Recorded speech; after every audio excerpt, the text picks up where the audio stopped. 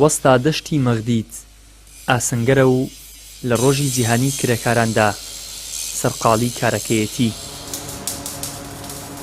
وەستا دەشتی لەبارەی ڕۆژی جیهانی کرێکارانەوە دەڵێ تەنیا ڕۆژێک لە ساڵێکدا بۆ کرێکار هیچ بایەخێکی نییە ئەگەر سەلامەتی و بژێوی ژیان و ژیانی کرێکار ڕەچاو نەکرێت.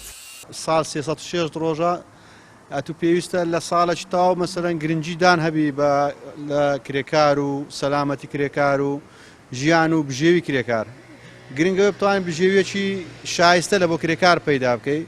یادکردنەوەکە شتێکی باشە، ینی وەکو ڕۆژی کرێکاران ئەوە شتێکی خراپ نییە، بەڵام ببتە هۆیە کە زیاتر گرنگی بە کرێکار بدرێ و کرێکار کەم و کوڕیەکان لە ڕووی بژێوی، لە ڕووی ژیان، لە ڕووی پێداویستی بتواندرێ لە بۆی دابین بکرێ.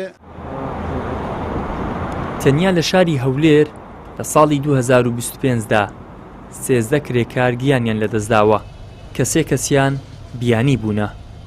بۆ 4 مانگی ئەم ساڵیش 3 کرێکار گیانی لەدەستداوە. ساری ڕابردوو ساری 2025 بەداخەوە لە هەولێر، سنووری هەولێر، لقی هەولێر، ئەمە لقی هەولێری ناتوانین لە سەئاسی کوردستانەوە ئامارەی بدەین. لە سنووری لقەکەی ئێمە 13 کرێکار گیان لەدەستداوە. لەو 13 کرێکارە 10 کرێکاریان ناوخۆی بووە، 3یان بیانی بوو. لە ماوەی ئەو 4 مانگی ڕابردوو بەداخەوە 3 کرێکار لە کاتی کارکردن گیانیان لەدەستداوە. لە ساڵی 2025دا 69 کرێکار لە هەرێمی کوردستان گیانیان لەدەستداوە. تەنیا لە 4 مانگی 2026دا 23 کرێکار گیانیان لەدەستداوە و بەم شێوەیە بەسەر پارێزگاکاندا دابەش بوونە. هەولێر 6 کرێکار بووە و 2 کرێکاریان بیانی بووە. سلێمانی 10 کرێکار بووە و 2 کرێکاریان بیانی بووە.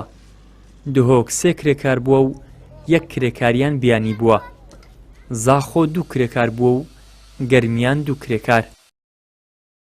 ئیدریس محەممەد، کەناڵی ئاسمانی پەیام، هەولێر.